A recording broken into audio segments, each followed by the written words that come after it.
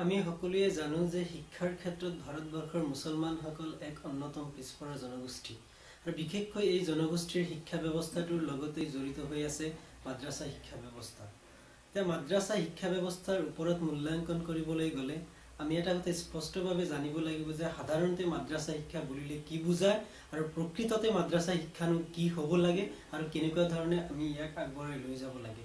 এতিয়া আমাৰ সাধাৰণ মানুহৰ এটা সাধাৰণ ধাৰণা যে মাদ্ৰাসা শিক্ষা মূলত ধৰ্মীয় ৰীতি-নীতি আবেগ অনুভূতিৰে পৰিচালিত এটা শিক্ষা ব্যৱস্থা, কিন্তু প্ৰকৃততে আসলতে হে হয় জানো? মাদ্ৰাসাৰ অৰ্থ কি? মাদ্ৰাসাৰ অৰ্থ হল শিক্ষানুষ্ঠান। সেই ক্ষেত্ৰত আমি যদি আধুনিক বিজ্ঞানসন্মত দৃষ্টিভংগীৰে ক'ব বিচাৰো যে মাদ্ৰাসা শিক্ষা কেৱল ধৰ্মীয় ৰীতি-নীতি আৰু আবেগ অনুভূতিৰে পৰিচালিত এটা শিক্ষানুষ্ঠান হৈ থকাটো মুঠেও উচিত নহয়। মাদ্ৰাসা শিক্ষা আৰু আধুনিক বিজ্ঞানসন্মত শিক্ষা ব্যৱস্থাৰ মাজত কোনো ধৰণৰ পাৰ্থক্য থকা উচিত নহয়, এয়া হ'ব লাগে। কিন্তু প্ৰকৃতপক্ষে দেখা গৈছে যে সেই মানদাতা যুগৰ পৰা আজিলৈকে প্ৰচলিত যি মাদ্ৰাসা শিক্ষা ব্যৱস্থা আমাৰ সমাজত আছে, সেই শিক্ষা ব্যৱস্থাসমূহ আধুনিক বিজ্ঞানসন্মত সময়ৰ লগত খাপ খুৱাব পৰিব পৰাকৈ পৰিৱৰ্তন আমি কৰিব পৰা নাই।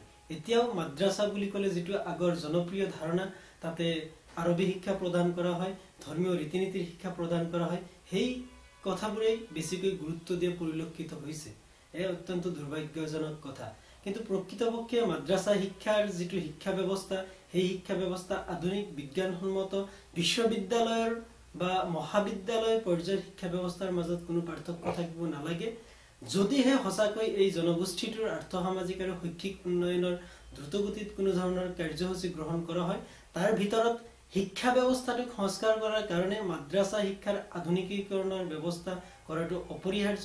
এই আধুনিকীকৰণ ব্যৱস্থাৰ জৰিয়তে এটা কথা আমি বুজাবলৈ বিচাৰিছো যে হয়, মাদ্ৰাসা শিক্ষা যদি হয়, মাদ্ৰাসা শিক্ষাৰ লগত ধৰ্মীয় শিক্ষাটো থাকিব পাৰে ন্যূনতম কথাখিনি, কিন্তু সেই শিক্ষা কথাখিনিৰ লগত আজিৰ আধুনিক বিজ্ঞানসন্মত শিক্ষা ব্যৱস্থাৰ লগত খাপ খুৱাব পৰাকৈ, নাগৰিকসকলক গঢ়ি তুলিব পৰাকৈ, সময়ৰ লগত খাপ খুৱাব পৰাকৈ তেনেকুৱা ধৰণৰ সকলো ধৰণৰ শিক্ষা ব্যৱস্থাই থকাটো উচিত।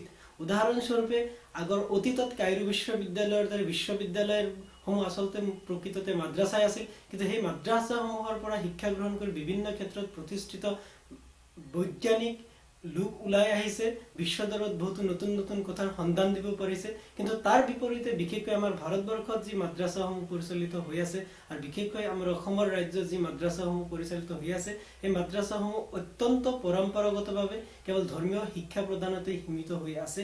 এয়া অত্যন্ত দুৰ্ভাগ্যজনক কথা। এই ক্ষেত্ৰত চৰকাৰৰ মুখ্য ভূমিকা আছে।